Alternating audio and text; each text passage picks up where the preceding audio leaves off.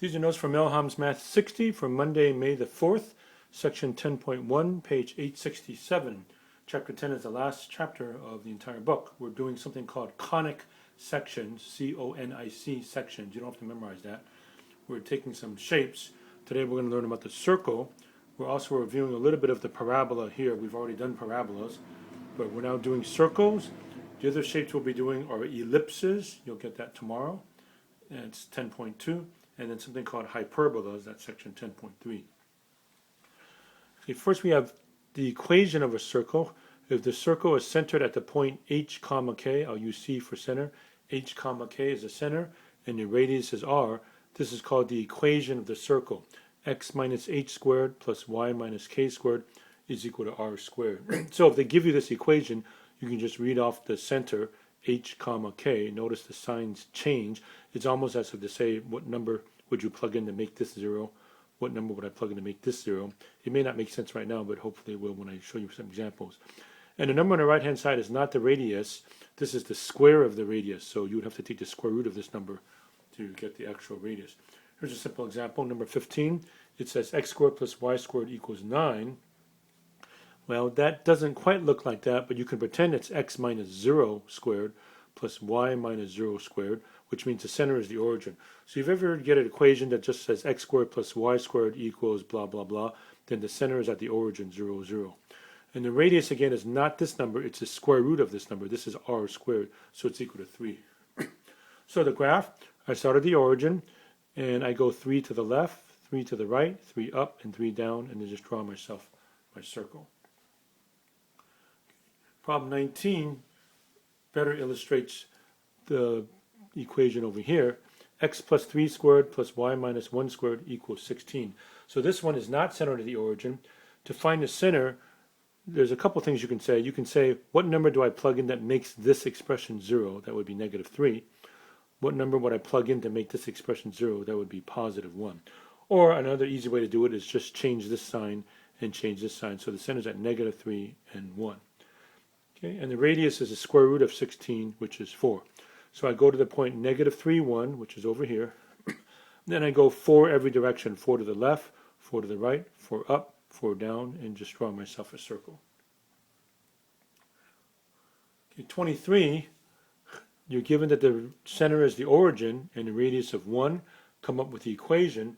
So this is like my h and k. If I plug directly into here, then it's x minus h, which is 0, x minus 0 squared plus y minus 0 squared is equal to the radius squared, 1 squared. Well, 1 squared is still 1.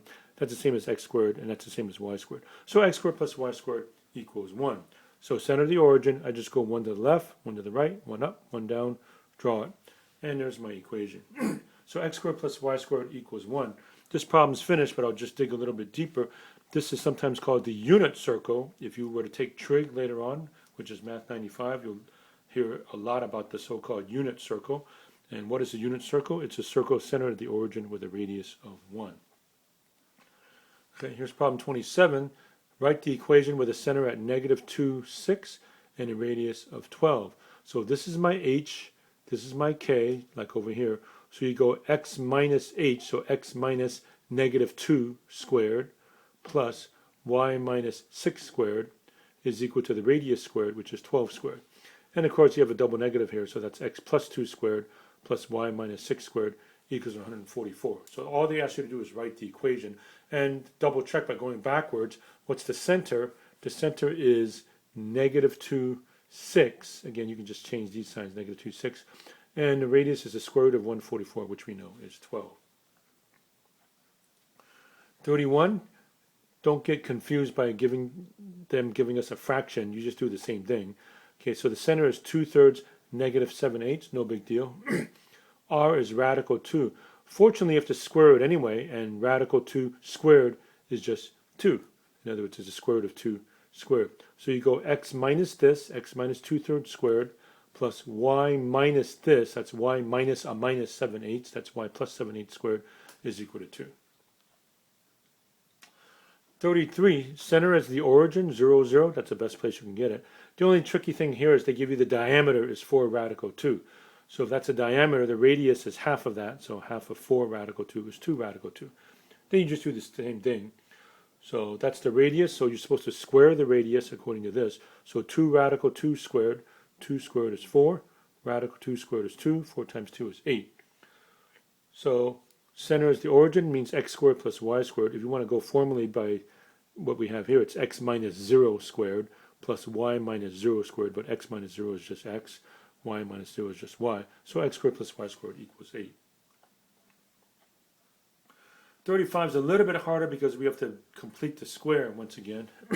So x squared plus y squared minus 2x plus 4y equals negative 1. We have to complete the square. So what I'm going to do is put the x's together, x squared minus 2x, and put the y's together, y squared plus 4y equals negative 1. And then do the half and square business that I've done before. So take half the coefficient of x and square it. So half of negative 2 is negative 1. Square it, negative 1 squared is a positive 1. Do the same thing for y. Half the coefficient of y, half of 4 is 2, square it, and I get 4. So this equation and this equation, if you temporarily ignore the red, what I have here is exactly the same as here. Then I add 1 to both sides because that's what I got when I completed the square for the x. So plus 1, plus 1. And when I completed the square on the y's, I got 4. So plus 4 in red. That way, these 3 terms here will be a perfect square. And these 3 are a perfect square. So the right-hand side is just 4. This is x minus 1 squared plus y plus 2 squared. And the reason why we complete the square is we want to force this equation to look like our standard form. And now I can read off the center is opposite of that, so 1. Opposite of that is negative 2. So center is 1, negative 2. The radius is 2. And once again, they want us to graph this particular one. There were a couple problems here that they didn't ask us to graph it, but this one we can do. So 1, negative 2 this way. Radius of 2 means I go 2 to the left, 2 to the right, 2 up, 2 down, and draw my circle.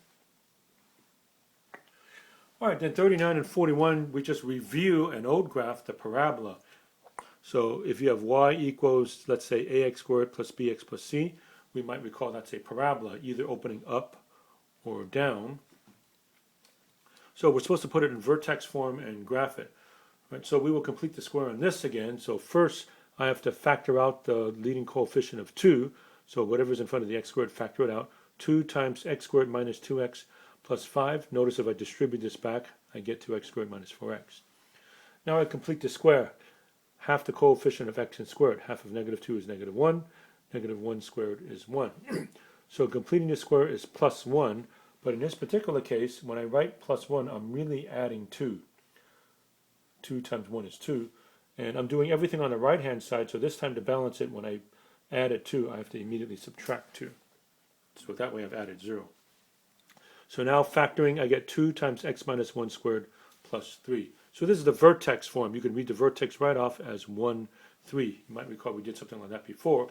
But for the x-coordinate, you change this sign. It's a negative 1 here, so you make it a 1. But you keep this sign here for the y-coordinate. Vertex is 1, 3. And now to graph it, I just pick points that are near 1, like 2 and 0. If I plug in 2, f of 2, 2 minus 1 is 1, 1 squared is 1. So it's 2 times 1 is 2, plus 3 is 5. And if I plug in 0, I also get 5. If I plug in 0, 0 minus 1 is negative 1, but when you square it, it's still 1. So it's still 2 times 1 plus 3, which is also 5. All right, so I plot the vertex 1, 3, 0, 5, and 2, 5, and I get my parabola, which opens up like so. Here's another parabola for review, 41. Y equals negative x squared minus 2x plus 3. You might recall the negative sign means it's going to open down. All right, so I factor out the negative 1, negative parentheses x squared plus 2x plus 3. Again, if you distribute this, you notice you get this thing back. And once again, complete the square. Take half the coefficient of x and square it. Half of 2 is 1. 1 squared is 1. Okay, so again, temporarily ignore the red. All the blue stuff here is exactly the same as over here. Now I put the plus 1, but again, because I have the negative in front of here, I've really subtracted 1. So when I write the plus 1, I've really subtracted 1, so to balance, I add 1. Okay, so now I've added 0, which is now valid. So if I factor, I get negative parentheses x plus 1 squared plus 4. So this is in vertex form, which means the vertex is negative 1. Remember, you change the sign here, but you keep this sign, negative 1, 4. So I plot negative 1, 4. Then I plot numbers near negative 1, like 0 and negative 2. So I plug in 0, 0 plus 1 is 1, square root is 1, but the negative makes it negative 1. So negative 1 plus 4 is 3. And if I plug in negative 2 plus 1 is negative 1, but when you square it, it's 1. So once again, it's negative 1 plus 4, which is also 3. So I plotted 0, 3, negative 2, 3, and I get my parabola opening down like so. All right, so these are notes for Melham's Math 60, Monday, May the 4th, 10.1, page 867, the last chapter of our Math 60 course.